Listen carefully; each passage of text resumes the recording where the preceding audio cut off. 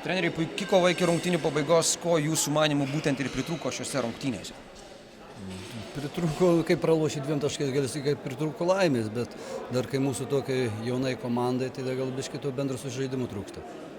Ar galima sakyti, kad varžovai turintys daugiau patyrusių žaidėjų rungtynių pabaigoje ir sugebėjo ramiau sužaisti? Tas irgi buvo ir tokie jie vis tiek buvo vyresni, gal mus biškį dar taip užspaudė ir tą fizinę jėgą. Mes bandėm juos spausti greičiu, bet iš to greičio kažkaip mums pavyko, priartėjom, bet kažkaip labai daug klaidų padarėm su tuo savo greičiu. Reikia mokyti. Ir buvo sunku, buvo pora duobių, kur -10, išlipom, bet pergaliai trūko. Rokiškio Feniksas nauja ekipoje debiutuojantį regionų krepšinio lygoje. Kokią savo komandos auklinių stiprybę šiame sezone jūs galite išskirti?